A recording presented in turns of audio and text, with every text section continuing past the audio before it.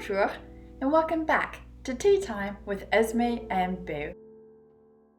A show where I attempt serenity and Boo audits my attempts for quality control. As you may notice, we're partially in boxes. This is our last episode in this home. Bittersweet, like chocolate that's been aggressively encouraged to just be a little more peppermint. Today's tea is appropriately festive, a little sweet, a little bright, and trying, like the rest of us, to pretend December is manageable. Right then, let's begin.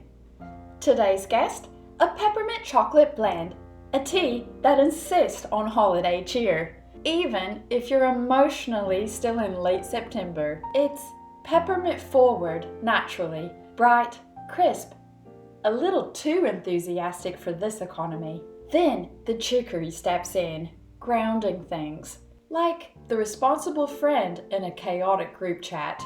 Rosehip adds a quiet little fruit note, the kind of fruit that politely minds its business, not like the fruitcakes that appear in December with intent. And the chocolate aroma? Less chocolate and more the ghost of desserts past. Boo thinks all mint should be catmint. Can't fault her logic. Imagine expecting catnip and getting seasonal cheer instead. Boo says it smells like a candy cane found in a coat pocket you only wear in December. Slightly sticky, slightly sentimental, and mildly worrying. To me, it smells like holiday nostalgia, like a fireplace you've only seen in films, where everyone seems to be wearing matching pajamas.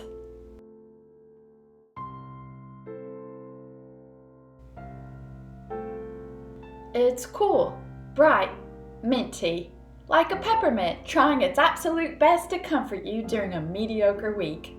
Or as if a candy cane fell in love with a mug of cocoa and then finally made the relationship official in a very public holiday announcement.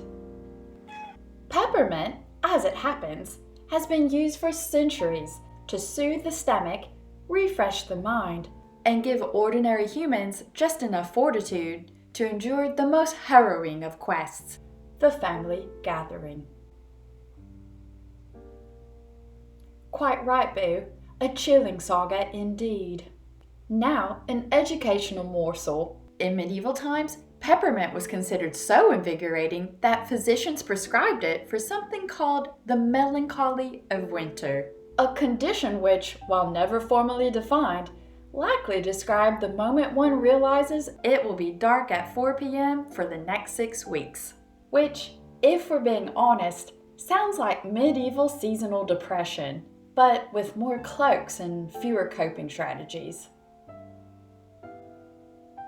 Precisely, Boo. Thus, when your peppermint tea feels like it's offering your soul a polite pat on the head, the kind one gives a skittish woodland creature you're trying not to startle, rest assured this is entirely consistent with its historical resume.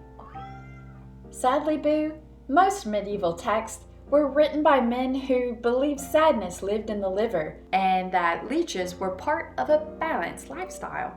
So, our academic rigor today will remain interpretive.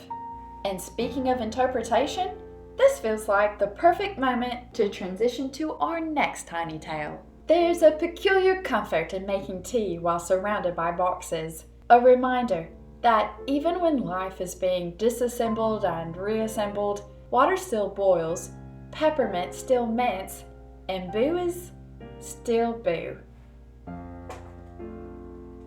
In times of change, consistency often looks like a cat staring at you as though you've personally inconvenienced her by relocating the world. Sentimental? No, she wants my spot. She always wants my spot.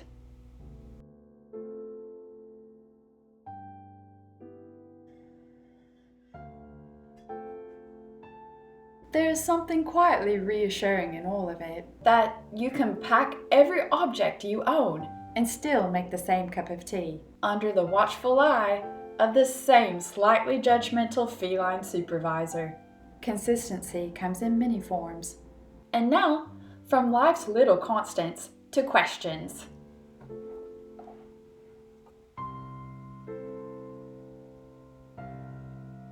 Today's viewer question comes from Dwayne, retired welder, Ram superfan, and accomplished teller of dad jokes. He asks, what's your advice for starting the new year with a little more peace than the one we've just had to survive? Well, Dwayne, first, thank you for writing. My best counsel is simple. Start small. The best comforts in life are almost always the humble ones. A good meal, a hot shower, and a night of decent rest. Those three solve far more than we often give them credit for. And if all else fails, find a quiet spot. Step outside if you can. Take a slow walk through the park or the yard, and let the world settle around you for a moment. A good Western helps too. Nothing restores equilibrium like wide horizons and the moral clarity of someone galloping toward justice. And now, our final ritual in this space. Season 1 comes to a close here. Same tea, same ritual. Soon, different walls. Thank you for sharing these cups with me and with Boo, who has shown her affection today in the form of precisely 3 claw marks. Consistency, as we discussed. We hope to see you in Season 2, in a new place, with new teas, and hopefully far fewer boxes trying to unionize the hallway. This has been Tea Time with Esme and Boo. Remember, the tea is temporary, but the comfort of a warm December cup, that's forever.